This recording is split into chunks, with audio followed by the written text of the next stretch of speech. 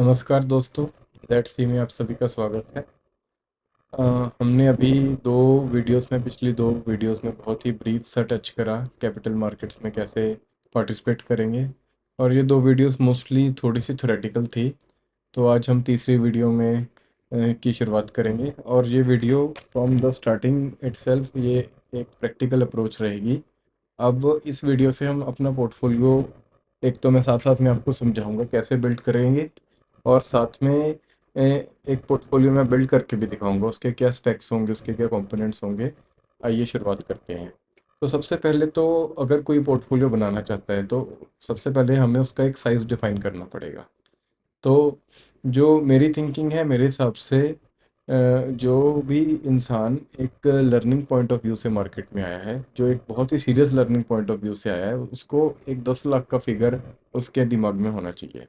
10 लाख का फिगर ये मतलब नहीं है कि कोई कहे कि ये तो फिगर मेरे पास है नहीं, तो मुझे इन्वेस्टिंग कैपिटल मार्केट सीखने की ज़रूरत नहीं है। 10 लाख आप जब भी कोई नौकरी करेंगे आप धीरे धीरे भी जोड़ सकते हैं। पर आपको ये सारी इंसाइट्स आज से ही होने में आपको एक एडवांटेज रहेगा।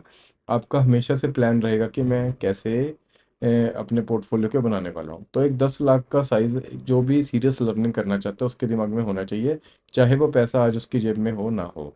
और जो भी कोई सोच रहा है कि मैं पैसिव इनकम जनरेट कर लूँ मार्केट से, तो एक आइडियल फिगर जो मैं मिनिमम अमाउंट की बात कर रहा हूँ वो 50 लाख का होना चाहिए। इसका रीज़न ये है कि अगर हम, जैसे हमने बात करी कि हम 20% मार्केट से एक साल में कमा सकते हैं, तो 50 लाख का 20% हो गया 10 लाख। तो एक 10 लाख का इनकम पैसिवली होना, पैसिव इनकम से होना एक अपने आप में एक सैलरी को रिप्लेस करने लायक है। और अगर मैं आपको इस 10 लाख कमाई इनकम की बात करूं, ये कितना सीरियस है। ये एक सैलरी से कमाए 10 लाख से, मैं कहता हूँ 30-40% ज़्यादा बेटर है। उसका रीज़न ये है कि सैलरी पे हम पहले टैक्स देते हैं, है ना, जो हमारा 1-1.5 लाख का टैक्स बनता है। उसके बाद हम अपना घर चलाते हैं, अपना खर्चा करते हैं। पर ये जो 1 लाख का, ये जो 50 लाख के पोर्टफोलियो पे हम 10 लाख रुपए अगर कमाते हैं, वो कुछ नहीं तो उसमें लॉन्ग टर्म या शॉर्ट टर्म कैपिटल गेन लगेगा। और वो भी और अगर हम फ्यूचर एंड ऑप्शंस भी करते हैं, उसमें हम अपने एक्सपेंसेस सारे क्लेम कर सकते हैं। अगर हमने मार्केट में जो भी ब्रोकरेज दी है, जो डायरेक्ट एक्सपेंसेस है, हमने अपने काम करने के लिए कोई लैपटॉप खरीदा है, कोई एसी खरीदा है, कोई कमरा रेंट करा है, इनफैक्ट जो हम इलेक्ट्रिसिटी के भी चार्ज देते हैं, वो सब कुछ हम एक्सपेंसेस क्लेम कर सकते हैं। उसके बाद में बचे हुए पैसे से हमें टैक्स देने की ज़रूरत पड़ती है। इसलिए जो 50 लाख के पोर्टफोलियो पे हम पैसिवली जो भी अमाउंट कमाते हैं, वो उसका वेट एक सैलरी वाले कंपोनेंट से ज़्यादा है। ठीक है दोस्तों, अब हम अगले पॉइंट पे जाते हैं। सबसे पहले तो हम जो भी काम शुरू करते हैं उसका एक बेस होता है कि अगर किसी ने कोई गारमेंट की दुकान शुरू करनी है, वो पहले मार्केट को स्टडी करेगा, वो किस तरह के कपड़ा यूज़ होता है गारमेंट बनाने के लिए, उसको स्टडी करेगा। वो उसमें क्या क्या कलर्स यूज़ होते हैं, या क्या किस किस तरह का मटेरियल यूज़ होता है, कहाँ कहाँ से मटेरियल बनता है, इतना कुछ स्टडी करने की ज़रूरत होती है। पर अगर मैं कहूँ कोई किसी ने कैपिटल मार्केट्स को सीखना है, तो इसमें सिर्फ एक ही होली ग्रेल है, एक ही होली होली ग्रेल है। और इसको ध्यान में रखते हुए ही सारी स्ट्रेटजीज सब कुछ प्लान होता है। वो क्या है कि या तो हम मार्केट में लॉस कर सकते हैं या हम प्रॉफिट कर सकते हैं। और उसका साइज़ कितना होगा, या हम छोटा करेंगे या बड़ा करेंगे। मतलब या हम छोटा लॉस कर सकते हैं, या हम बड़ा लॉस कर सकते हैं, या हम छोटा प्रॉफिट कर सकते हैं, या बड़ा प्रॉफिट कर सकते हैं। ठीक है दोस्तों। तो बेसिकली हमें इसमें, अगर जो मैंने रेड में मार्क करा है बड़ा लॉस, हमें सिर्फ मार्केट में इस चीज़ को अवॉइड करना है।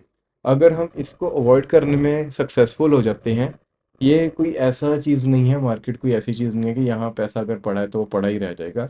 वो या तो ग्रो होगा या डी ग्रो होगा। डी ग्रो तब होगा अगर हमारे डिसीजंस गलत हैं और हमने टाइमली उसको रेक्टिफाई नहीं करा, तो हमारा पैसा डी ग्रो होना शुरू हो जाएगा। तो वो डीग्रोथ हमें बड़े लॉस की तरफ लेके जा सकती है।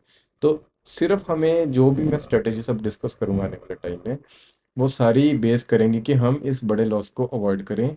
और बाय प्रोडक्ट हमें स्मॉल लॉस और स्मॉल प्रॉफिट और कभी कभी एक बिग बिग प्रॉफिट आएंगे। और इन सभी के कॉम्बिनेशन से हम एक अच्छा CAGR जनरेट करने की कोशिश करेंगे। तो मार्केट में अगर कोई तो आपसे पूछे कि मार्केट में होली ग्रेल क्या है, तो यही है कि हमें बड़ा लॉस अवॉइड करना है। और वो कैसे अवॉइड करना है, ये आपके दिमाग में पूरा क्लैरिटी से होना चाहिए। अब नेक्स्ट हम बात करते हैं कि हमारे पोर्टफोलियो के कंपोनेंट्स क्या होंगे। देखिए, कैपिटल मार्केट में पार्टिसिपेट करने के लिए हम म्यूचुअल फंड्स का सहारा ले सकते हैं, हम ईटीएफ का सहारा ले सकते हैं, फिर हम बहुत सारे डेट इंस्ट्रूमेंट्स होते हैं, जैसे कि लिक्विड बीस या फिर सोवरेन गोल्ड, सोवरेन बॉन्ड्स या सोवरेन गोल्ड बॉन्ड्स। ये सब कुछ मार्केट में रेडीली अवेलेबल है, जो एक क्लिक से हम बाय सेल कर सकते हैं, और ये प्रोडक्ट्स अवेलेबल हैं। और इसके अलावा जो इक्विटी में डायरेक्ट एक्सपोजर चाहता है, हम डायरेक्टली स्टॉक्स भी बाय कर सकते हैं। तो पहले तो मैं ये म्यूचुअल फंड ईटीएफ में क्या क्या होते हैं, क्या फ़र्क होता है, और डेट होता है, डेट क्या होता है, गोल्ड गोल्ड कैसे खरीद सकते हैं, ये सारी चीज़ें मैं जब इन कंपोनेंट्स को हम डिटेल में डिस्कस करेंगे तब समझाऊंगा। और सबसे पहले हम एलोकेशन की बात करते हैं। अगर हम 10 लाख का पोर्टफोलियो बनाने की सोच रहे हैं, बेसिकली 10 लाख के पोर्टफोलियो में हम एफएनओ करने का बिल्कुल नहीं सोच सकते, बिकॉज ये कैपिटल एक बिजनेस पॉइंट ऑफ व्यू से ऑप्शंस या फ्यूचर्स करने के लिए रिस्क रिस्क बहुत रिस्की है, ये सारी वाइप आउट हो जाएगी। इसलिए हम 10 लाख का कैपिटल, हमारी थोड़ी सी भी गलती हो जाए तो हम बड़ा लॉस करके हम अपनी कैपिटल उड़ा सकते हैं। इसलिए कोई 10 लाख के पोर्टफोलियो पे अगर कुछ करना चाहता है, तो उसका पोर्टफोलियो का स्ट्रक्चर ऐसा होना चाहिए कि उसको 70% रखना चाहिए म्यूचुअल फंड और डेट के लिए, और 30% रखना चाहिए स्टॉक्स के लिए। ये स्टॉक्स हमने दोनों इसलिए इंक्लूड करे हैं बिकॉज जैसे कि चैनल के नाम में अल्फ़ा यूज़ हो रहा है, हमें अल्फ़ा क्रिएट करना है। अगर हमारी निफ्टी, जो हमारे इंडियन कैपिटल मार्केट्स का पहली 50 सबसे बड़ी कंपनीज को रिप्रेजेंट करती है, वो एक साल में 10% रिटर्न देती है, तो हमारे पोर्टफोलियो के मेरा मानना है 15 से 18% या 20% का रिटर्न हमारे पोर्टफोलियो को देना चाहिए। तो ये अल्फ़ा क्रिएट करने के लिए हमने ये स्ट्रक्चर चूज़ करा है। तो जो 70% है, मतलब 10 लाख के पोर्टफोलियो, 7 लाख रुपया हम म्यूचुअल फंड और डेट में रखेंगे, और 3 लाख रुपया हम स्टॉक्स को ट्रेड करने के लिए रखेंगे। जो स्टॉक्स की ट्रेडिंग स्ट्रेटजी है वो आने वाले टाइम में आपको मैं बताऊंगा। और अब इस 70% का भी ब्रेकअप होगा। इस 70% को हम कितना डेट में रखेंगे, कितना गोल्ड में रखेंगे। तो जैसे कि दोस्तों मैंने आपको बताया कि हमारी स्ट्रेटजी मेन है कि हमें बिग लॉस को अवॉइड करना है। बिग लॉस को, जो जो हमारी म्यूचुअल फंड की स्ट्रेटजी है, ये हम सर वॉरेन बफे से पूरा इंस्पायर्ड है। हम ईटीएफ या म्यूचुअल फंड जो भी खरीदेंगे, हमने इन्वेस्टमेंट करनी है, इसको हम ट्रेडिंग के लिए बिल्कुल नहीं यूज़ करेंगे। इन्वेस्टमेंट का मतलब क्या है? हाँ दोस्तों, एक बात मैं पहले क्लियर कर दूं कि जो हम ये कैपिटल लेकर आए हैं मार्केट में, इस कैपिटल की, ये वही पैसा है जो हमें अगले 5 से 10 साल में इसकी बिल्कुल ज़रूरत नहीं है, और ये फुल फ्लेजेड मार्केट में हमारे रिटर्न बनाने के लिए लगा है। कल को आप 2 साल बाद अगर सोचो कि मुझे, हाँ, इसमें से मैं कुछ पैसे कमा के 1 आध लाख रुपया निकाल के कोई गाड़ी वाड़ी खरीदने या आईफोन खरीदने के लिए यूज़ करूँगा, तो बेसिकली उस पैसे को आज ही मत लेके आइए, आज ही आप उसके लिए उसको एफडी में रख दीजिए। वो पैसा मार्केट में लाने की ज़रूरत नहीं है। जो मार्केट में हम पैसा लाए हैं वो हमारी कमिटमेंट है, 10 साल की मिनिमम कमिटमेंट है। मैं उसी पैसे की बात कर रहा हूँ। तो सबसे पहले जैसे कि मैंने बताया कि जो 70% हम 7 लाख म्यूचुअल फंड और गोल्ड में रखेंगे, तो उसकी रेशियो आइडली होनी चाहिए आधा आधा। मीन 3.5 लाख रुपए हम म्यूचुअल फंड में रखेंगे और 3.5 लाख हम डेट में रखेंगे। बट अगर मैं आपको मार्केट का करंट सिनेरियो बताऊं कि निफ्टी ने क्या करा, अगर हम निफ्टी का चार्ट देखें, तो निफ्टी ने ये जो पीरियड था, ये हाई बनाया। अगर हम इस पीरियड में कहीं इन्वेस्ट कर रहे हैं, जब कोई, ये भी एक फॉल आया है निफ्टी में, ये हार्डली 4% का फॉल है, तो 4% का कोई मेजर फॉल नहीं होता। मेजर फॉल होता है जो मिनिमम 10% का हो जाए या उससे ज़्यादा हो जाए, तो ये एक मेजर फॉल है। तो अगर कोई मेजर फॉल नहीं आया है मार्केट में, उस टाइम पे आप पोर्टफोलियो बनाने जा रहे हैं, तो आपको ये नहीं पता वो मेजर फॉल कब आ जाए। तो उसको, उससे बचने के लिए हमने क्या करना है, हमें 50% पैसा, मीन 3.5 लाख रुपए के म्यूचुअल फंड खरीदने अगर हम इस पीरियड में इन्वेस्ट करते हैं, और 3.5 लाख के हमें डेट खरीदना है, या गोल्ड खरीदना है, या सोवरन सोवरन बॉन्ड्स खरीदने हैं, वो हम डिस्कस करेंगे आने वाले टाइम में।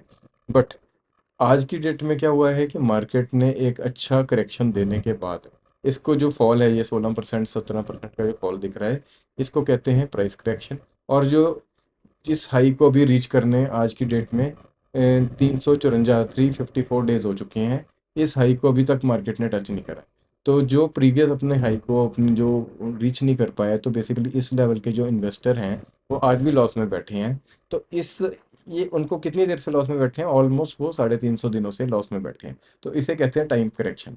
तो जब मार्केट ने ऑलरेडी प्राइस और टाइम करेक्शन दे दिया है, अब प्रोबेबिलिटी वाइज मैं अभी भी कोई प्रेडिक्ट नहीं कर रहा हूँ मार्केट ऊपर जाएगी कि नीचे जाएगी। प्रोबेबिलिटी वाइज मार्केट को यहाँ से ऊपर जाना चाहिए। बेसिकली ये रीसेंट रेजिस्टेंस है, इसके ऊपर जाएगी तो मार्केट एक वैसे भी हम बुल रन में थोड़ा सा चल ही रहे हैं, बिकॉज इस लो से अगर हाई तक देखेंगे तो 15% का गेन आ चुका है। तो बेसिकली यहाँ के इन्वेस्टर्स ऑलरेडी प्रॉफिट में बैठे हैं, तो यहाँ से मार्केट के चलने की प्रोबेबिलिटी ज़्यादा है। तो इसको ध्यान में रखते हुए जो आज की डेट में इन्वेस्टर अगर पोर्टफोलियो बनाना चाहता है, वो तकरीबन 56% मीन्स 70 का 80% वो म्यूचुअल फंड खरीद सकता है और 20% वो डेट में लगा सकता है। और दोस्तों मीन्स 80% क्या हुआ, 5,60,000 रुपये वो म्यूचुअल फंड खरीद सकता है और 1,40,000 के उसे डेट खरीदना चाहिए। 20% कैश रखने का हमारा सिर्फ एक ही मतलब है कि यहाँ पे जैसे हम म्यूचुअल फंड में इन्वेस्टिंग कर रहे हैं, तो इन्वेस्टिंग में हमें नहीं पता यहाँ से मार्केट यहाँ नीचे को चल जाए या मार्केट यहाँ से ऊपर को चल जाए। तो अगर नीचे को जाती है तो हमारा क्या प्लान है, हमारा प्लान है कि नीचे को जाएगी तो हमें मार्केट सस्ती मिल रही है तो हम उसे एवरेज करेंगे। तो एवरेज करने के लिए हमारे हाथ में पैसा होना चाहिए, इसलिए हम इस 20% को हम मेंटेन रखेंगे अपने पास। और उसको रीबैलेंस कैसे करना है वो मैं बताता हूँ आपको थोड़ी देर में। और बाई चांस अगर मार्केट ऊपर जाती है तो चलो हमने ज़्यादा इन्वेस्ट कर दिया और हम एक्सपेक्ट भी कर रहे थे प्रोबेबिलिटी वाइज, तो हमने ज़्यादा पैसा लगाया, ज़्यादा अच्छा कैप्चर कर पाएंगे। तो ये तो थी दोस्तों 10 लाख के पोर्टफोलियो का स्ट्रक्चर। अगर अगर लेट्स से हम कोई इंसान अब 50 lakhs का पोर्टफोलियो बनाना चाहता है जिसमें वो फ्यूचर एंड ऑप्शन से और अल्फा क्रिएट करना चाहता है, अल्फा और थीटा भी क्रिएट करना चाहता है, तो इस पोर्टफोलियो का स्ट्रक्चर क्या होगा, फिर से हम 70-30 का ही रेशो रखेंगे। 70% हम म्यूचुअल फंड और डेट में रखेंगे और 30% हम स्टॉक्स करेंगे। और जो 70% है यहाँ पे कोई कॉम्प्रोमाइज़ नहीं है। यहाँ पे बिकॉज हम ऑप्शंस भी करना चाहते हैं, हमें डेट में आधा पैसा रखना ही पड़ेगा। तो 35 लाख का आधा हो गया 17.5 लैक्स। तो इतना पैसा क्या हम म्यूचुअल फंड खरीदेंगे और 17.5 लाख का हम वो खरीदना चाहेंगे, डेट खरीदना चाहेंगे, उसमें से हम क्या करेंगे, हम सिर्फ 16 लाख का डेट खरीदेंगे और 1.5 लाख का हम कैश रखेंगे अपने डीमेट अकाउंट में। इसका क्या सिग्निफिकेंस है, जब हम ऑप्शंस को समझेंगे आपको इस इक्वेशन का पता चलेगा। तो लार्जली जो 50 लाख का पोर्टफोलियो आज की डेट में बनाना चाहता है उसको 17.5 लाख का वो उसके पास बिल्कुल राइट है, वो आज की डेट में इन्वेस्ट करें म्यूचुअल फंड और ईटीएफ में। और जो बचा हुआ पैसा है उसमें से 16 लाख उसे डेट खरीदना चाहिए और 1.5 लाख रुपया उसे कैश रखना चाहिए, जो फ्यूचर्स में M2M सेटलमेंट्स में उसकी हेल्प करेगा। 30% that is 15 lakh that person 1 person can keep for trading in stocks. Stocks की ट्रेडिंग की टेक्निक जैसे मैंने बताया हम डिस्कस करेंगे। और हमारा ऑब्जेक्टिव वही है कि we have to avoid large losses and big profits and small losses will automatically come in our way. तो अब हमने समझ लिया कंपोनेंट्स कैसे होने चाहिए, बट वो अब इन कंपोनेंट्स में बहुत बारीकियाँ हैं। तो सबसे पहले हम म्यूचुअल फंड और ईटीएफ को समझते हैं। बेसिकली म्यूचुअल फंड तो आप अगर कैपिटल मार्केट्स के बारे में आपको आइडिया है तो म्यूचुअल फंड तो आप जानते ही हैं कि किसी फंड मैनेजर को आप पैसा देते हैं, वो फंड मैनेजर के उसके स्टॉक्स खरीदता है और आपको जिस वैल्यू पे उसने स्टॉक्स खरीदे होते हैं उसके इक्वलेंट आपको नेट नैव मिलता है, नेट एसेट वैल्यू मिलती है। और वो अगर वो स्टॉक्स खरीदे हुए उस फंड हाउस के उसके प्राइस बढ़ते हैं तो उस फंड हाउस का एनएवी भी बढ़ता है और उसके हिसाब से आपको प्रॉफिट या लॉस होता है। बट ईटीएफ क्या चीज़ है, वैसे तो आप लोग काफ़ी लोग ये जानते भी होंगे ईटीएफ क्या चीज़ है, बट मैं बहुत ही ब्रीफ में आपको समझा दूँ कि जैसे हमने डिस्कस करा ये निफ्टी है। निफ्टी क्या है, इंडिया की टॉप 50 कंपनीज की का क्या कहते हैं एक ग्रुप। तो ये वो 50 कंपनियां हैं जो निफ्टी में आती हैं। तो बट ऐसा नहीं है कि अदानी एंटरप्राइज की जैसे हम बात कर रहे हैं और हम अगर डॉक्टर रेड्डी की बात कर रहे हैं, ये निफ्टी में इक्वली बराबर में बटे हुए हैं। तो इसके लिए एक बहुत अच्छी वेबसाइट है टिकर टेप, हम उस पर जाते हैं, हम इस पे ज़रा निफ्टी को ज़रा खोलते हैं, निफ्टी 50 को खोलते हैं। तो इसमें अगर हम निफ्टी के कॉन्स्टिट्यूएंट में जाते हैं तो यहाँ पे हमें बहुत, अगर हम मार्केट कैप वाइज सेटल करते हैं तो बेसिकली जो ये रेशियो होती है ये किसको कितना वेट भरना है, ये थोड़ा सा फ्री फ्लोट मार्केट कैपिटलाइजेशन के हिसाब से होता है। मार्केट कैप का मतलब क्या है कि आज की डेट में अगर आपको HDFC बैंक पूरा खरीदना है तो उसकी मार्केट कैप उसको कितने पैसों में खरीद पाएंगे। यहाँ पे 1480 दिखा रहा है, ये basically free float market cap है। इसका मतलब है कि ओपनली जितने HDFC बैंक के स्टॉक मार्केट पे ट्रेड हो रहे हैं ये उसकी वैल्यू है। असली वैल्यू इसकी और भी ज़्यादा है, जो प्रमोटर ग्रुप्स FIS DIS ने जो होल्डिंग रखी है उसको मिला के इसकी असली मार्केट कैप निकलेगी। तो ये मार्केट कैप के वाइज इसका वेट निकलता है इंडेक्स के अंदर। तो 13% निफ्टी के अंदर HDFC बैंक का रोल है, 8.6% ICICI बैंक की वेट है, फिर ऐसे रिलायंस का वेट है। इसका सिंपली मतलब ये है कि अगर किसी फंड मैनेजर को 100 करोड़ रुपए दिए जाएं और उसको कहें कि भाई निफ्टी को निफ्टी 50 बना दो इसका, तो वो क्या करेगा, वो 13 करोड़ रुपए का HDFC बैंक खरीद लेगा, 8 करोड़ 60 लाख रुपए का ICICI बैंक खरीद लेगा, इस तरह वो रिलायंस खरीद लेगा। जब वो सारे स्टॉक्स ऐसे खरीद लेगा तो उसको एक निफ्टी 50 का उसको बास्केट तैयार हो जाएगी उसकी। और उस बास्केट को बेसिकली हम ETF कहते हैं। और ETF का क्या मतलब है, ये एक्सचेंज पर रेडिली लिस्टेड होता है। कि जैसे हम निफ्टी का अगर हम सबसे फेमस ETF की बात करें, ये निपॉन का सबसे फेमस है। Nippon company ETF market ETF में मार्केट लीडर है। तो निपॉन को निफ्टी 20 कहते हैं, जो निफ्टी का ETF मार्केट में रेडिली अवेलेबल है। तो सर्च करते ही ये मिल गया। ये हम चलती मार्केट में कभी बाय सेल इसे कर सकते हैं। बट म्यूचुअल फंड का क्या डिफरेंस है, अगर हम यही निफ्टी का हम म्यूचुअल फंड खरीदना चाहें तो हमें उसके लिए, ये बेसिकली दोस्तों जीरोधा का प्लेटफॉर्म है। किसी ने भी मार्केट में अगर शुरुआत करनी है काम करने के लिए, मैं उनसे रिकमेंड करूँगा कि ये सबसे अच्छा प्लेटफॉर्म है मार्केट में शुरुआत करने के लिए। बिकॉज इसका इंटरफेस, इसमें रिपोर्ट्स कैसे आती हैं, इसमें बाय सेल का अमाउंट डिसाइड करना या कुछ भी डिसाइड करना बहुत ही इजी तरीके से। जैसे आपने सोचा कि आपको कुछ भी अमाउंट इन्वेस्ट करना है, तो यहाँ पे इस विंडो ऑर्डर विंडो में सब कुछ बहुत इजीली मिल जाता है। तो मैं सभी से रिकमेंड करूँगा कि कोई पहला डीमेट अकाउंट खोलना चाहता है अपना, तो वो ज़ीरोधा के अंदर शुरू करें। और ये नोट ज़रूर कर लेना, इस वीडियो के नीचे कोई लिंक विंक नहीं है, वो अपने मर्ज़ी से आप खोल लीजिए। तो फिर अगर आपने म्यूचुअल फंड में इन्वेस्ट करना है तो उसके लिए इनकी आती है कॉइन ऐप। तो कॉइन ऐप को अगर हम देखें तो इसमें अगर हम निफ्टी 50 का अगर हम कोई ETF देखें, तो ये है HDFC का Nifty 50 ETF। Basically index fund कहते हैं इसे।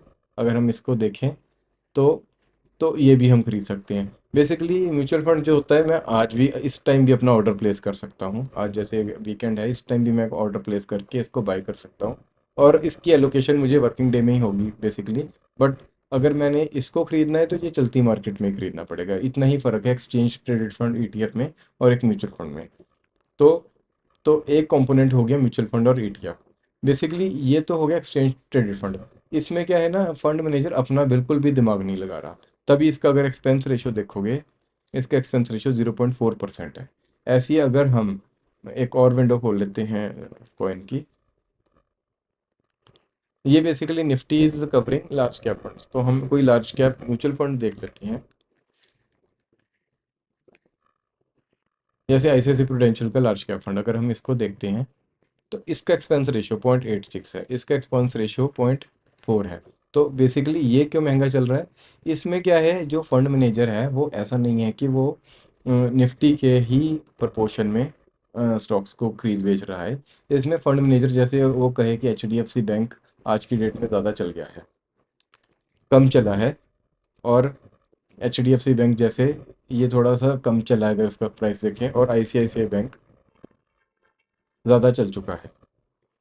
तो किसी फंड मैनेजर को ये लग सकता है कि आने वाले टाइम में ICICI बैंक कम चलेगा और HDFC बैंक कम ज़्यादा चलेगा। तो वो हो सकता है कि हम निफ्टी के अंदर तो इसका 13 और 8% का वेट है, बट फंड मैनेजर इसको 15% और इसको 6% का वेट दे। तो इस तरह के डिसीजन जब फंड मैनेजर लेता है कि वो कुछ अल्फा क्रिएट करके दे अपने इन्वेस्टर्स को, तो इसको करते हैं, कहते हैं एक्टिवली मैनेज्ड म्यूचुअल फंड्स। और इनका एक्सपेंस रेशियो इसलिए ज़्यादा हो जाता है। तो और कुछ नहीं है। अब आप कहेंगे कि अगर ETF में फिर खरीदना चाहिए या ऐसे फंड्स को खरीदना चाहिए, ये दोस्तों टोटली आपकी डिस्क्रिप्शन है। बट मेरा क्या, मैंने जो अपने पोर्टफोलियो को बनाने के लिए जो प्लान बनाया है, उसमें मैंने सारे actively manage mutual fund select करे हैं। मैं अब उसका भी लॉजिक आपको समझा देता हूँ क्यों। पहली बात तो देखो दोस्तों, मैंने जो ये कैपिटल है, मैंने पहले ही कमिटमेंट ले लिया आप लोगों से कि ये 10 साल तक हमें इसकी ज़रूरत नहीं है। तो हम पहली बात तो हम लार्ज कैप में जाएंगे नहीं, हम जाएंगे मिड कैप और स्मॉल कैप कंपनीज में। बिकॉज मिड कैप का अगर हम उससे पूछें, जेमिनाई से पूछें,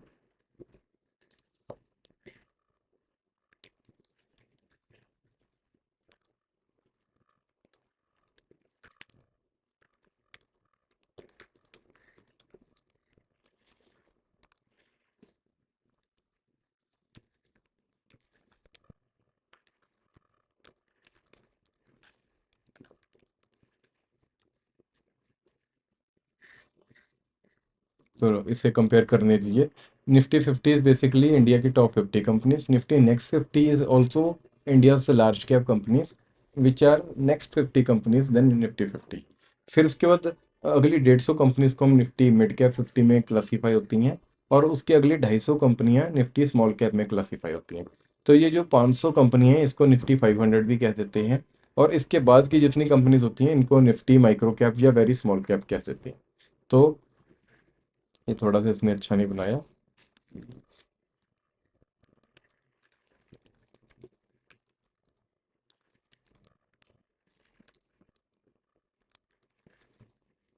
let's see if it can make a table. हाँ जी, तो निफ्टी 50 का देखिए, 3 साल का CAGR 17% का है, नेक्स्ट 50 का भी थोड़ा सा कम है, 5 ईयर में यही थोड़ा ज़्यादा है। पर आप आउट परफॉर्मेंस देखिए, निफ्टी मिड कैप में 23% और 27%, और निफ्टी स्मॉल कैप में ये 17% और 25%। तो आप देख रहे हैं, चाहे 3 साल में इसके अंडर परफॉर्मेंस है, पर 5 साल में देखो आउट परफॉर्मेंस कितनी है। एक एक परसेंट जब कंपाउंडिंग में फ़र्क डालता है, तो आने वाले टाइम में ये करोड़ों में भी फ़र्क डाल सकता है जब आप 20-20 साल तक इन्वेस्ट रहते हैं। तो इस बात को बहुत सीरियस लेने वाली चीज़ है। इसलिए मैंने अपने पोर्टफोलियो में जो डिसाइड करा है 50 लाख का, जो हम इन्वेस्ट करेंगे म्यूचुअल फंड्स को, वो मैं हम इन्वेस्ट करेंगे सिर्फ ये क्या कहते हैं, मिड कैप और स्मॉल कैप में। बिकॉज मेरी जो अंडरस्टैंडिंग रही है, मिड कैप और स्मॉल कैप अच्छा अल्फा देते हैं निफ्टी 50 और निफ्टी नेक्स्ट 50 से। तो जो मैंने फंड्स सोचे हैं अपने पोर्टफोलियो में डालने के लिए, सबसे पहले है बंधन का स्मॉल कैप फंड। देखिए, जब हम फंड सेलेक्ट करते हैं तो हमें सबसे पहले ध्यान देना है कि वो एक तो ग्रोथ हो। ग्रोथ का मतलब है कि जो भी इसके स्टॉक्स जो डिविडेंड देते हैं वो री इन्वेस्ट होता रहे। उससे क्या होता है, आपको बेसिकली उस पैसे पे ग्रोथ ही चाहिए। तो हमें जो भी पैसा और डिविडेंड के फॉर्म में आ रहा है वो भी दोबारा से इन्वेस्ट हो जाए, ताकि हम अल्फा जनरेट कर सकें। और ये स्मॉल कैप फंड है तो है ही है। और जब इसको खोलोगे आप देखोगे यहाँ पे डायरेक्ट, तो ये डायरेक्ट जब आप खोलोगे तो आपका इसका एक्सपेंस रेशो देखो, ये एक बिल्कुल ही बहुत ही कम एक्सपेंस रेशियो है, जो एक इंडेक्स फंड की तरह ही एक्सपेंस रेशियो है इसका, पहली बात। दूसरी बात, ये स्मॉल कैप है, और अगर इसका कोई रेगुलर प्लान लेते हो तो उसका एक्सपेंस रेशियो 1.5 लाख होगा, बेसिकली 1.5% होगा। बेसिकली उसमें क्या होता है, जो इंटरमीडिएटरी बैंक या कोई भी उस फंड को बेच रहा है वो अपना कमीशन रखता है, इसलिए एक्सपेंस रेशियो ज़्यादा हो जाता है। तो दोस्तों, इस बात का बिल्कुल ध्यान रखना कि हम डायरेक्टर स्टॉक ही खरीदें, बिकॉज मैंने मेहनत करके फ़ंड हमने शॉर्टलिस्ट कर ही लिए हैं। तो पहला फंड हम खरीदेंगे बंधन का स्मॉल कैप फंड। तो एक हमारा स्मॉल कैप फंड हो गया। दूसरा फंड हम कौन सा लेंगे, ICICI का इंडिया अपॉर्चुनिटी फंड। तो बेसिकली ये क्या है, ये सेक्टोरल और थीमेटिक फंड है। तो ये ICICI वाले इस फंड में क्या करते हैं कि जो भी सेक्टर आज की डेट में चला नहीं है, जैसे अगर आप कहो ऑटो सेक्टर अच्छे से चला नहीं है, बट आज की डेट में जैसे IT सेक्टर चला नहीं है और ऑटो सेक्टर चल चुका है, तो ये अपने फंड में कोशिश करेंगे कि ऑटो सेक्टर को बुक करके ये उसे खरीदें, IT को खरीदें, ताकि वैल्यू भी होती रहे और अपॉर्चुनिटी उसमें आने वाले टाइम में ज़्यादा है तो उसको खरीद सकें। मैं एक बात बतानी भूल गया कि बंधन का अगर हम स्मॉल कैप फंड देखें, सबसे पहले तो फंड जब भी सिलेक्ट करते हैं हमें उसका 3 ईयर और 5 ईयर CAGR देखना चाहिए। तो इसका 3 ईयर CAGR 31% है, और 5 ईयर CAGR 32% है। और अगर इसकी परफॉर्मेंस हमें कंपेयर करनी है तो हम बेसिकली निफ्टी स्मॉल कैप से हमें कंपेयर करना पड़ेगा। तो लेट्स आस्क जेमिनाई।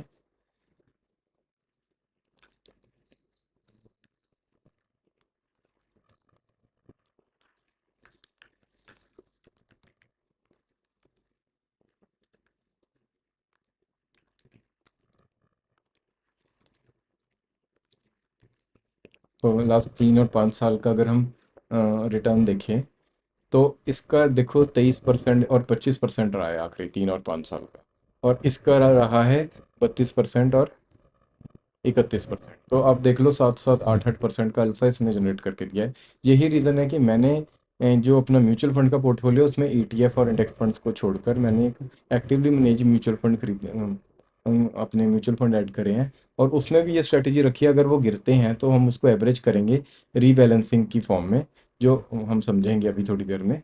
तो ये एक तरीका है काम करने का। तो एक पहला हो गया बंधन, दूसरा जो ICICI का इंडिया अपॉर्चुनिटी फंड है, इसका अगर हम 3 और 5 ईयर का देखें CAGR, देखो इसका 24% है, ये भी बहुत अच्छा रिटर्न है, इसको कम मत समझना। बंधन का आपको मैंने रिटर्न दिखा दिया, 5 साल में तो इसने स्मॉल कैप जैसा परफॉर्म कर दिया। इसीलिए मैंने इस फंड को सिलेक्ट करा, और इसका एक्सपेंस रेशियो भी 0.6 के करीब है, तो ये भी कुछ ज़्यादा नहीं है। एग्जिट रेट चाहे 1% है, हम तो वैसे भी लॉन्ग टर्म इन्वेस्टर हैं, हमें इसका कोई फ़र्क नहीं पड़ने वाला। और जो भी हम इसमें गेंस बुक करेंगे वो ज़्यादातर जो बड़े अमाउंट होंगे वो लॉन्ग टर्म कैपिटल गेन होंगे, जिसपे 12.5% का हमें वो लगेगा, टैक्स लगेगा। तो हमने हमने अपने टैक्स ऑप्टिमाइजेशन को भी देख लिया। हमने अब बिग लॉस होने को भी अवॉइड करने का प्लान बना रखा है कि अगर नीचे गिरेगा हम एवरेज करेंगे, क्योंकि लार्जली इंडिया अभी ग्रोथ मार्केट में है, तो ये सारी चीज़ें आउट परफॉर्म करनी चाहिए। तो दूसरा फंड ये हो गया। ये हो गया बेसिकली मिड कैप कैटेगरी का फंड। जो पहला तो स्मॉल कैप कैटेगरी का फंड है। तीसरा है जो सबसे फेमस है, पराग पारिक का फ्लेक्सी कैप फंड। ये भी डायरेक्टर स्ट्रोक, इसका भी एक्सपेंस रेशियो 0.63 है। हालांकि पिछले दो फंड्स से थोड़ा सा ज़्यादा है, बट अगर आप इसका 3 ईयर 5 ईयर CAGR देखेंगे तो 22% है, और ये 23% है। इसका CAGR इसलिए कम है बिकॉज ये लोग ये रिस्क को बहुत ही ज़्यादा वेट देते हैं। ये लोग अपने आप को, जब मार्केट ऑल टाइम होती है, ऑल टाइम हाई हिट करा था मार्केट ने जिस टाइम, इस टाइम इस टाइम इन्होंने अपने पोर्टफोलियो में 30% कैश रेस करके रखा हुआ था। ये बहुत ही हिम्मत होती है किसी फंड मैनेजर को अपने पोर्टफोलियो में कैश रखना, बिकॉज इन्वेस्टर का प्रेशर होता है कि भाई हमने तो तुम्हें पैसे दिए इन्वेस्ट करने के लिए, आप कैश में लेके बैठे हो। बट ये समझ है, ये जो मार्केट फॉल है इन्होंने प्रिडिक्ट करी थी इस टाइम भी, और जो कैश रेस करके रखा था, अब वो लार्ज कैप कंपनीज में इन्वेस्ट कर करके उसमें अल्फा जनरेट करते हैं। और ये सबसे पहली कंपनी थी जिन्होंने नेस्डेक में भी अच्छे टाइम पे इन्वेस्ट करा था, काफ़ी बड़ा इन्वेस्ट करा था।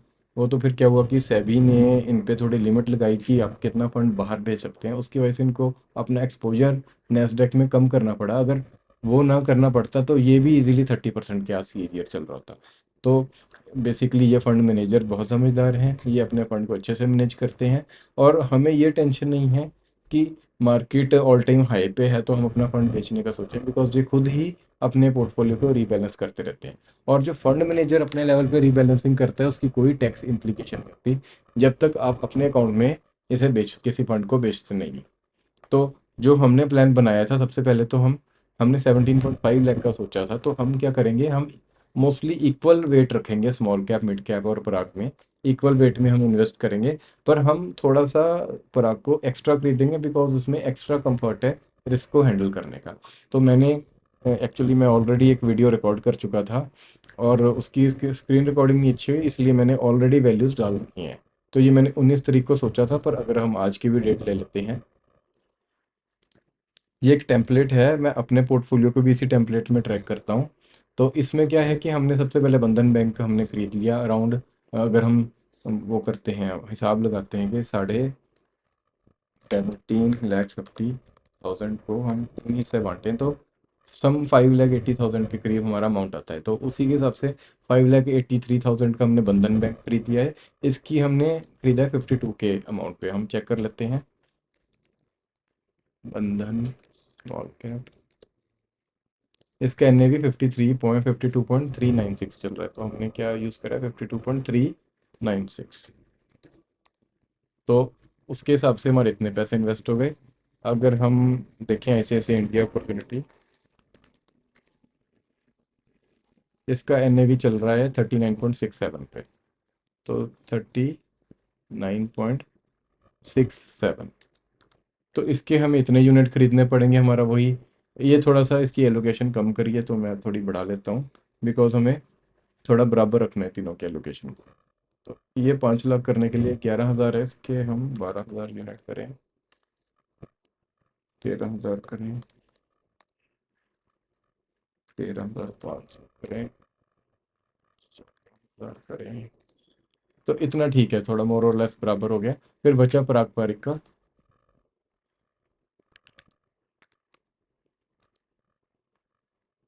देखिए वीडियो में भी थोड़ी लंबी हो जाए, बट आपको इसमें आपके पोर्टफोलियो को कैसे बनाना है आपको थ्रू एंड थ्रू पूरा आइडिया लगने वाला है। तो पारंपरिक का 94.376, हम इसको खरीदते हैं 94.376 का, आज की डेट में खरीद रहे हैं।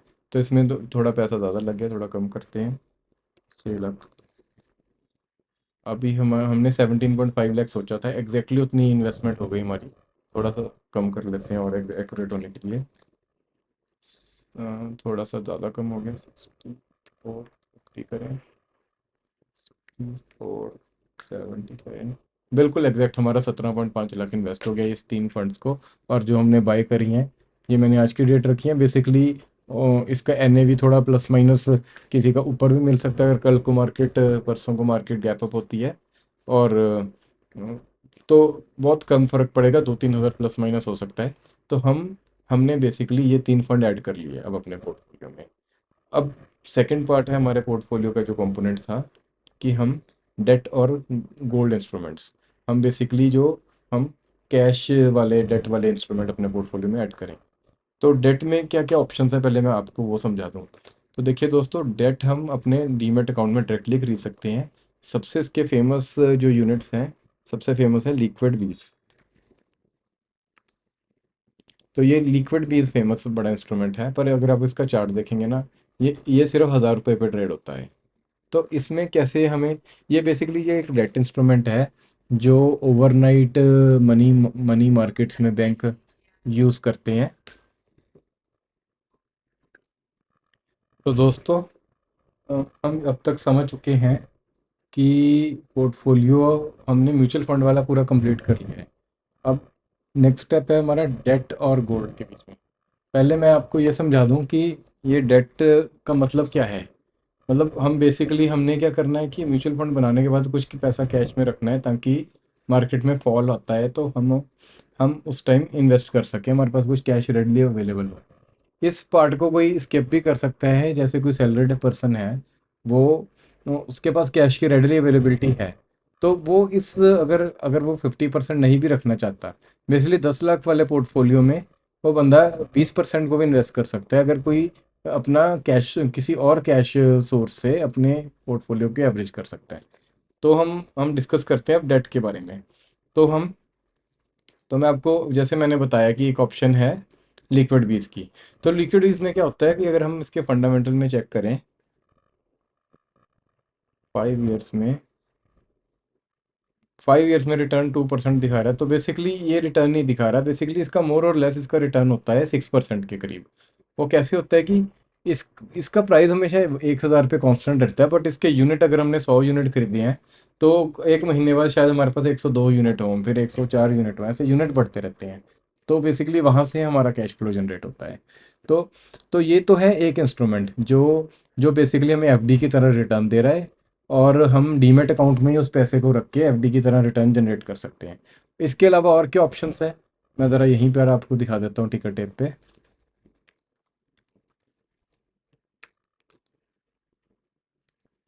तो अगर इसके पीयर्स पे जाते हैं तो ये देखो, फिर ज़ीरोध्या का भी है, ज़ीरोध्या का भी एक वो है फंड है, कोटक का भी है। अगर हम सभी को कंपेयर करें तो इसमें एक्सपेंस रेशियो देखो 0.69 है, और ऊपर से जैसे मैंने बताया कि इसका रेट कांस्टेंट रहता है। और ज़ीरोध्या के जैसे 1 डे है तो इसको ज़ीरोध्या को लिक्विड केस कहते हैं, आई थिंक लिक्विड केस है ना। तो अगर इसको अब मैं ग्राफ दिखाऊँ आपको, अगर इसका मैं चार्ट दिखाऊँ आपको, तो ये देखो, हम कैंडलस्टिक की जगह इसको लाइन कर देते हैं ताकि हमें थोड़ा स्मूथ दिखे। तो देखो अगर इसका रिटर्न देखते हैं फंडामेंटल पे जाके, तो इसका 1 साल में रिटर्न रहा है 5.6%, 3 साल का रिटर्न रहा है। बेसिकली इसकी लिस्टिंग आई थिंक थोड़ी पास में है इसलिए इसका रिटर्न नहीं दिख रहा। तो मोर और लेस 6% के करीब ये भी रिटर्न देता है।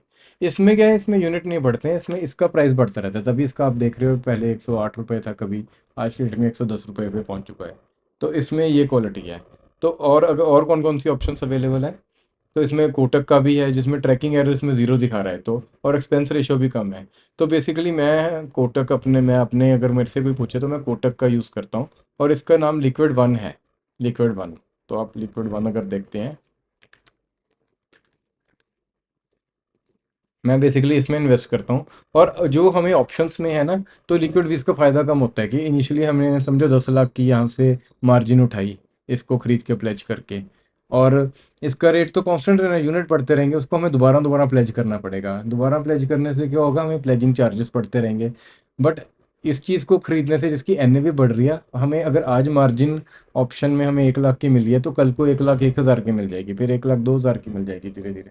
तो इसमें हमें इंट्रिंसिकली हमें जो गेन आ रहा है वो मार्जिन में रिफ्लेक्ट होगा, इसलिए मैं इसको प्रेफर करता हूँ।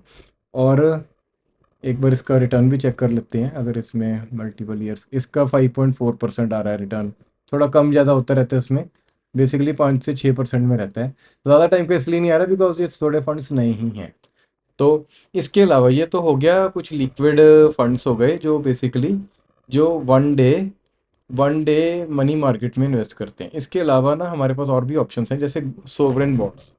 जैसे ज़ीरोधा की वेबसाइट पे अगर आप बिड्स के अंदर जाओ तो यहाँ पे गवर्नमेंट सिक्योरिटी के अंदर अभी कोई लिस्टिंग नहीं दिखा रहे, but government various state governments और ये भी टाइम टू टाइम पैसा उठाती हैं। तो वो चीज़ हम यहाँ पे चेक कर सकते हैं कि कोई नई लिस्टिंग हो तो यहाँ चेक हो जाती है, नहीं तो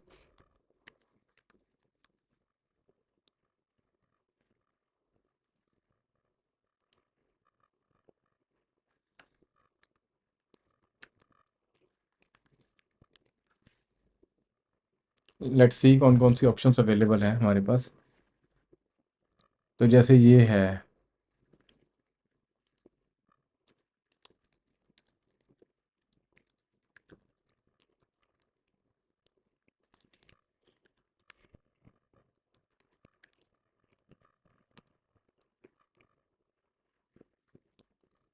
ऐसे ही गोल्ड बॉन्ड्स भी जो होते हैं, ये देखो ये एसजीबी हैं, ये सोवरन गोल्ड बॉन्ड्स हैं, तो हम इसे भी यूज़ कर सकते हैं। ये बेसिकली गोल्ड की मूवमेंट को रेप्लिकेट करते हैं। इस टाइम पे ना हम पैसा इसमें इन्वेस्ट करने से मैं रिफ्रेन करूँगा, बिकॉज इसने देखो ऑलरेडी इतना रनअप देती है 71% ऑलमोस्ट इन 1 ईयर। तो तो बेसिकली इसमें ना अभी गोल्ड में पैसा लगाना रिस्की है। तो यहाँ पे हम जिस पर्पज़ से कैश को मेंटेन कर रहे हैं कि हमारा पैसा टूटे ना, यहाँ पे थोड़ा रिस्क बढ़ चुका है। तो हम इसलिए मैं इस टाइम पे गोल्ड बॉन्ड को नहीं पसंद करूंगा। और गोल्ड को कैसे हम टेक्निकली ट्रेड कर सकते हैं, वो मैं जब हम ये डिस्कस करेंगे हमारा स्टॉक वाला पोर्टफोलियो, उसमें ये स्ट्रेटजी डिस्कस करूंगा। तो लेट्स सी गूगल क्या कह रहा है। हाँ जी, तो बेसिकली अगर हम जीरोधा की प्लेज लिस्ट देखें, ये चीज़ें ऑप्शंस में काम आती हैं, पर यहाँ पे हम वेरियस इंस्ट्रूमेंट्स को स्टडी करने के लिए भी इस लिस्ट को यूज़ कर सकते हैं। तो अगर हम जाते हैं, कैश और नॉन कैश भी आपको धीरे धीरे समझ में आएगा। सोवरन गोल्ड बॉन्ड्स है और जी सेक, बेसिकली जी सेक मैं कहना चाहता था। तो ये देखो बहुत सारे जी सेक अवेलेबल हैं, जैसे 7.59 जी सेक अवेलेबल है, 26 में मेच्योर है। इनकी प्रॉब्लम क्या है कि ये चीज़ें ना, ये मार्केट में इसका जो इंट्रिंसिक वैल्यू होती है उससे थोड़ा ऊपर ट्रेड कर रहे होते हैं। जैसे हमने इसे इसे ऐड करा, लिक्विडिटी भी इनमें प्रॉब्लम आ सकती है। और ये क्या करते हैं ना, ऐसे इंस्ट्रूमेंट अगर रखो ना, ये हर 6 महीने में आपको इंटरेस्ट देते हैं। तो इसको भी आप बाई कर सकती हैं अगर किसी ने लिक्विड केस हो या लिक्विड वन को नहीं यूज़ करना। बट इसकी प्रॉब्लम क्या है कि इसमें जो इंटरेस्ट रहता है आपके अकाउंट में आता है। तो जो हम ऑप्शंस में काम करने वाले को मार्जिन बेनिफिट चाहिए, वो चीज़ यहाँ पे नहीं मिलेगी, पहली बात। दूसरी बात क्या है कि इसमें जो आप बाय करते हो, जो जब आप इसका मार्केट डेप्थ देखोगे चलती मार्केट में, तो इसका बायर और सेलर में जो डिफरेंस है, बिड आस्क का डिफरेंस है, समझो इसकी इंट्रिंसिक वैल्यू है 101 रुपया और ये 101.5 पे ट्रेड हो रहा है उस टाइम पे। तो आपने अननेसेसरली आपको 50 पैसे का या मान लो 1% का आपको प्रीमियम देना पड़ गया। तो उसमें जो रिटर्न आना है, ये पॉइंटों में तो गेम होती है, तो आपका रिटर्न की प्रोबेबिलिटी भी कम हो जाती है, इसलिए मैं इनको नहीं प्रेफर करता। बट जो कोई भी इन चीज़ों को अच्छे से स्टडी करके सही एंट्री कर सकता है, जैसे इसका रिटर्न ज़्यादा है, इसका भी रिटर्न ज़्यादा है, पर ये बहुत जल्दी मेच्योर होने वाले हैं। इसमें जो बाइंग वैल्यू होती है वो ऑलरेडी आपका आधा गेन उठा चुकी होती है। तो मैं पर्सनली इनको नहीं प्रेफर करता, बट ये भी ऑप्शंस अवेलेबल है। बट आप ऐसे ही अगर आप लिक्विड वन देखो,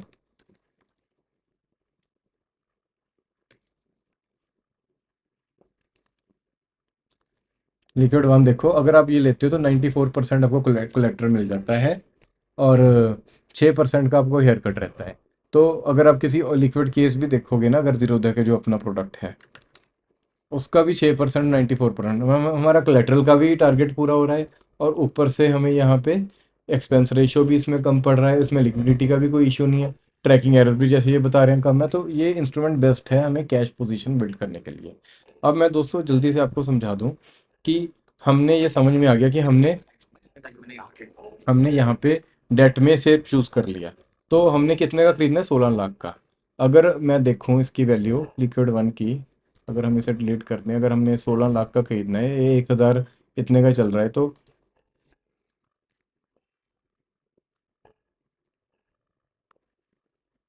1600 यूनिट में ज़्यादा हो रहा है, तो 1500 यूनिट देखें तो 16 लाख का, मतलब 1500 यूनिट हम खरीद सकते हैं इसके।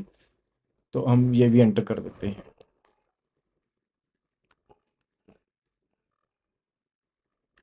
इसको डेट रख देते हैं नाम इसका।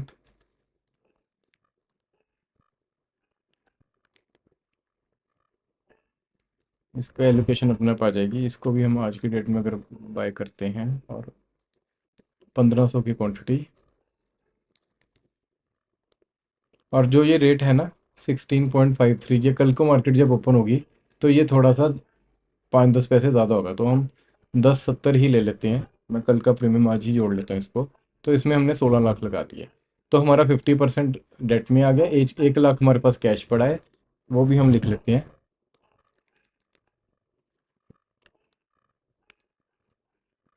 इसकी भी डेट हम आज की डाल देते हैं, क्वांटिटी 1 करके इसको। 1 लाख रुपया कैश है। एलटीपी इसका कुछ होगा नहीं कैश का। देखिए, इसके एलटीपी हमें मैनुअल एंटर करने पड़ेंगे म्यूचुअल फंड के। ये एलटीपी जो होता है, जो एक्सचेंज ट्रेडेड फंड है, ये गूगल फाइनेंस से डायरेक्टली उठा लेता है, तो ये बहुत फ़ायदा रहता है। और इसका एलटीपी तो हमेशा ही 1 लाख रहना है, बिकॉज ये कैश है। तो इसमें कोई प्रॉफिट लॉस नहीं देखेगा। इनफैक्ट बेसिकली इससे क्या है ना, हमारे पोर्टफोलियो की कैलकुलेशन सही हो जाएगी। हमने 34 लाख का पोर्टफोलियो बना लिया ऑलरेडी, जिसमें इस कंपोनेंट की ये है। जब हम कैश का पोर्टफोलियो बचा हुआ 17 लाख रुपए का कैश का पोर्टफोलियो बनाएंगे, तो हमारा पूरा 50 लाख का ये पोर्टफोलियो बन जाएगा। और हम इसी शीट से हम इसे ट्रैक कर लेंगे। जो बाकी वैल्यूज़ हैं, ये भी मैं आने वाले टाइम में समझाऊंगा आपको। तो आपको ये डेट भी समझ आ गया। अब मैं समझाता हूँ आपको कि हम इसको रीबैलेंसिंग कैसे करेंगे। अब देखिए, जैसे हमने 17.5 लाख की आज वैल्यू है म्यूचुअल फंड की, और डेट हमने 16 लाख का शुरू करा। समझो अगले 1 साल में मार्केट ने रिटर्न दे दिया 20% का, तो हमारी ये वैल्यू हो जाएगी 21 लाख की म्यूचुअल फंड की अगले 1 साल में।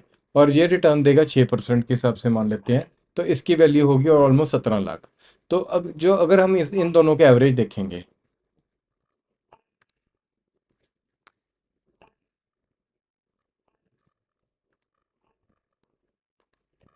इस दोनों का एवरेज अगर हम देखेंगे,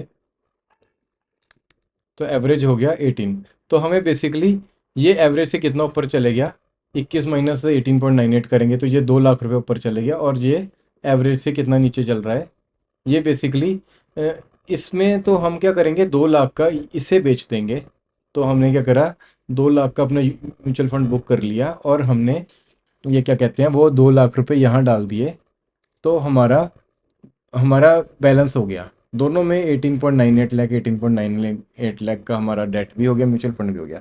बाय चांस अगले 1 साल में मार्केट समझो अब गिर जाती है, अगले 1 साल में समझो 10% गिर गई, तो हमारी वैल्यू 9% रह गई, 90% रह गई। तो 90% के हिसाब से हमारा अब पोर्टफोलियो जो 18 पॉइंट इसका है, तो अब इसकी वैल्यू रहेगी 17 लाख। पर इस पे तो हमें रिटर्न पूरा ही मिलना है, तो इसकी वैल्यू कितनी होगी, हमें 6% का रिटर्न मिलना ही मिलना है, इनटू, तो इसकी 20 लाख वैल्यू हो गई। तो अगर अब हम इसको एवरेज वैल्यू निकालेंगे, तो हमारा एवरेज वैल्यू 18.6 लाख की होनी चाहिए। तो बेसिकली हमें 1.5 लाख का म्यूचुअल फंड और बाय करना है, और इसको 1.5 लाख का हम पैसा यहाँ से निकलेगा बेसिकली। जब हम 1.5 लाख का इसको और बाय कर लेंगे, तो ये फिर से बैलेंस हो गए। इस तरीके से हम अपने पोर्टफोलियो को बैलेंस करते रहेंगे, एवरेज करते रहेंगे। अगर मार्केट बढ़ती है तो हम डेट बढ़ा लेंगे अपना प्रॉफिट बुक करके, और अगर मार्केट गिरती है तो डेट में से पैसा निकाल के हम पोर्टफोलियो में डाल लेंगे। इससे हम कभी भी बड़ा लॉस हमें आएगा नहीं। नीचे के रेट पे हम एवरेजिंग कर रहे हैं और ऊपर के रेट पे हम अपने पोर्टफोलियो को लिक्विडेट कर रहे हैं। तो इस तरीके से एक वॉरेन बफे सर की फिलॉसफी को यूज़ करते हुए हम अपने ईटीएफ और डेट का पोर्टफोलियो मैनेज करेंगे। और ये इतना ईजी है, ये कहने में कैलकुलेशन आपको थोड़ी सी कॉम्प्लेक्स लगी होगी, बट साल में एक बार करने में हमें इसमें कोई एफर्ट नहीं होगा। और ये इतना भी नहीं है कि एग्जैक्टली हमें 2 लाख का करना है, हम मोर और अप्रोक्सीमेट वेट में कर सकते हैं। एक मैं बड़ा इंपॉर्टेंट पॉइंट बता दूं कि जैसे निफ्टी में अभी रिसेंटली क्या हुआ था, जब ये 7 अप्रैल को ट्रम्प भाई साहब ने अपने टैरिफ लगाए थे, मार्केट इतना गैप डाउन खुली थी 4%। तो ऐसे दिन हमें हमें ये अपॉर्चुनिटी कॉस्ट होती है ऐसे दिनों में। अगर हम मार्केट को एवरीडे ट्रैक करते हैं और ऐसा दिन हमें दिख जाए कितना फेयर है, उस दिन ना कुछ नहीं तो बैलेंसिंग करनी नहीं करनी, चुप करके 1 लाख रुपया या 5-6% का अपना डेट बेच कर उस दिन म्यूचुअल फंड अपने सारे एवरेज कर लो। क्योंकि उस दिन के मिले रेट ना, यहाँ पे जिसने बाइंग कर ली, यहाँ का रिटर्न देखो 15%। निफ्टी जैसे फंड में 15% रिटर्न आ गया यहाँ की करीब बाइंग का। और ये मैं ऐसे भी नहीं कह रहा कि मैंने बिल्कुल बॉटम से बाय करा है। बॉटम से सिर्फ ईटीएफ में आप बाय कर सकते थे। उसके केस में, म्यूचुअल फंड के केस में शायद आपको एनएवी यहाँ पर मिले, यहाँ पर मिलने पे भी एक लार्ज पे कैप फंड इतना जनरेट करे। अगर हम स्मॉल कैप फंड देखें,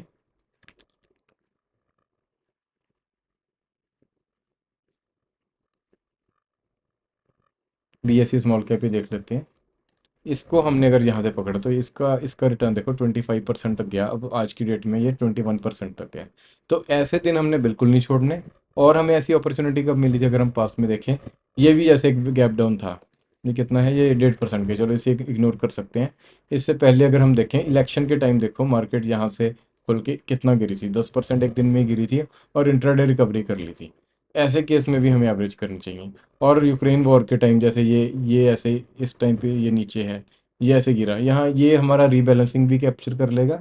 अगर नहीं कर पाता तो इतना का हम मार्केट को लाइव मॉनिटरिंग करके अपने रिटर्न्स को एनहेंस करने के लिए सस्ते रेट पे म्यूचुअल फंड्स को अपना एवरेज कर सकते हैं, जिसके लिए हमने कैश ऑलरेडी सिक्योर रखा हुआ है। तो दोस्तों इतना सब कुछ करके हमारा जो पोर्टफोलियो है डेट का और कैश का और म्यूचुअल फंड का, ये 34 लैक्स का, 0.5 लैक्स का हमने पोर्टफोलियो क्रिएट कर लिया है। और जैसे हमने पोर्टफोलियो का स्ट्रक्चर बनाया था कि 70%, मतलब 35 लैक्स हमें कैश में इस तरह यूज़ करना था और 15% स्टॉक में, तो हम ये पहले दो चीज़ें कर चुके हैं। अब नेक्स्ट वीडियो में आपको बताऊंगा कि एक स्टॉक को हम पोर्टफोलियो में कैसे रखेंगे और उसमें लार्ज लॉस हमें कभी ना हो, उसको अवॉइड करने के लिए हम क्या करेंगे। तो ये दोस्तों हम अगली वीडियो में सीखते हैं। तो आप सभी का बहुत बहुत धन्यवाद। मिलते हैं अगली वीडियो में। Thank you.